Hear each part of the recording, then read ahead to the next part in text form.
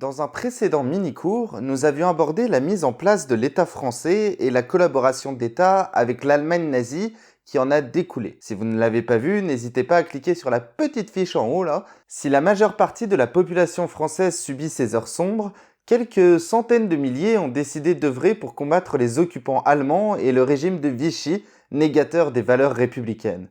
Vous l'aurez compris, aujourd'hui nous abordons la résistance et la libération. Bienvenue pour un nouveau jour d'histoire.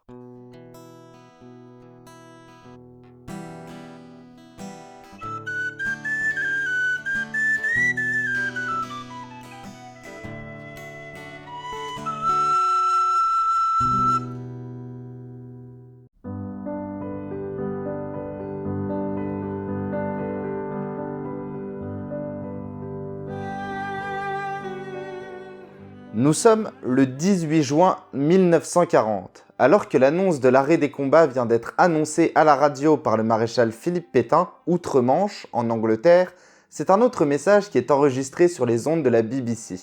Depuis Londres, où il a fui, le général Charles de Gaulle lance un appel à la résistance.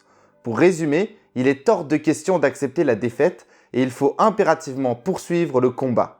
Ce message, pourtant édifié au rang d'événement fondateur de la résistance, n'a pourtant été reçu que bien plus tard par les Français, dont certains avaient déjà en tête de résister. Quoi qu'il en soit, De Gaulle recrute les Forces françaises libres, les FFL, une armée destinée à combattre aux côtés des Alliés. Il en profite également pour créer un gouvernement qui porte le nom de Comité national français. Ceci afin de défendre les positions de la France auprès des Alliés et d'administrer les territoires libérés.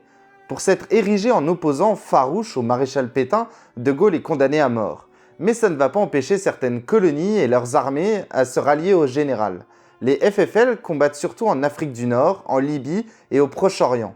En 1943, avec les Alliés, elles débarquent en Sicile, événement que n'a pas manqué de relater Rachid Bouchareb dans son film Indigène, sorti en salle en 2006 et que je vous invite fortement à voir. En juin et en août 1944, c'est au tour de la Normandie puis de la Provence d'être le théâtre d'un débarquement des forces françaises libres, qui accompagnent les troupes alliées évidemment. Cette résistance extérieure s'accompagne d'une résistance intérieure qui ne cesse de s'organiser et de se développer tout au long de la guerre.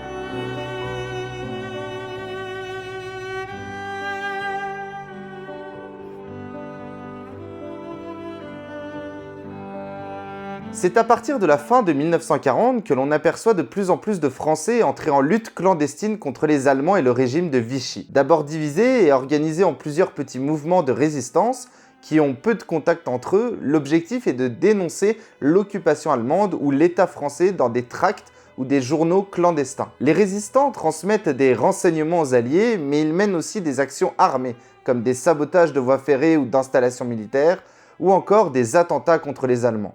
Bien évidemment, ce n'est pas une activité sans risque. Arrestation, torture, déportation, exécution sans jugement, clairement, les résistants risquent leur vie et celle de leurs proches. Après l'invasion de l'URSS par l'Allemagne, des communistes entrent en résistance. Le mécontentement ne cesse de grandir à cause des pénuries et des exécutions d'otages. À partir de 1943, ce sont de nombreux jeunes fuyant le service du travail obligatoire qui rejoignent la résistance formant des maquis dans des zones retirées en montagne ou en forêt pour mener des actions de guérilla contre l'armée allemande. Souvent trop éparpillé et désorganisé, le général de Gaulle décide d'envoyer Jean Moulin en France en 1941 pour unifier les mouvements de résistance. En mai 1943, c'est la fondation du Conseil national de la résistance, le CNR, qui réunit des délégués des mouvements, des anciens partis et des syndicats. Reconnaissant De Gaulle comme chef de la France résistante, le CNR n'est pas toujours bien accueilli par certains mouvements de résistance. Quoi qu'il en soit, la lutte continue jusqu'à jouer un rôle important dans la libération.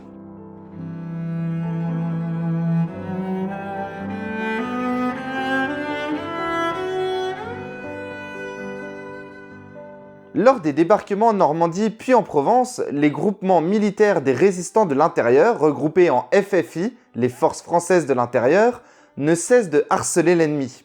Par l'action combinée de la police parisienne, des résistants de la capitale, de la division blindée du général Leclerc et l'appui des forces alliées, Paris est libéré en août 1944. Revenu à Paris après son exil londonien, De Gaulle descend triomphalement les Champs-Élysées et prend la tête du gouvernement provisoire de la République française, le GPRF, dont la mission sera de rebâtir la France et de rétablir une république mise à mal durant 4 longues années. Nombreux seront les résistants et résistantes, n'oublions pas le rôle des femmes, érigés en héros de la nation dès 1945. De Gaulle en tête de gondole, c'est une réécriture de l'histoire qui s'opère afin d'oublier et de supprimer des mémoires les heures sombres du gouvernement de Vichy et de la collaboration. Jusque dans les années 70 et les travaux de l'historien américain Robert Paxton, il est impensable d'imaginer que les Français aient pu collaborer de leur propre chef. L'historiographie de l'époque mettant davantage en avant l'action de la résistance. Je ne vais pas rentrer dans les détails, mais je vous mets en description, là, quelques liens pour les plus curieux d'entre vous. Quoi qu'il en soit, la guerre terminée, c'est une nouvelle ère de paix et de reconstruction qui doit s'ouvrir en France en accent sur l'unité de son peuple. Ironie du sort, cette unité sera rapidement mise à mal quand il s'agira d'évoquer la question coloniale. Merci à tous et à toutes d'avoir suivi ce nouveau mini-cours. N'oubliez pas de vous abonner, de cliquer sur le petit pouce bleu pour me dire que vous avez aimé cette vidéo. Vous pouvez aussi le faire en commentaire ou alors rejoindre les réseaux sociaux pour me montrer tout votre amour. Tous les liens sont en description. En attendant, je vous souhaite une très bonne journée, matinée ou soirée. Prenez soin de vous et de vos proches et à bientôt pour un nouveau jour d'histoire.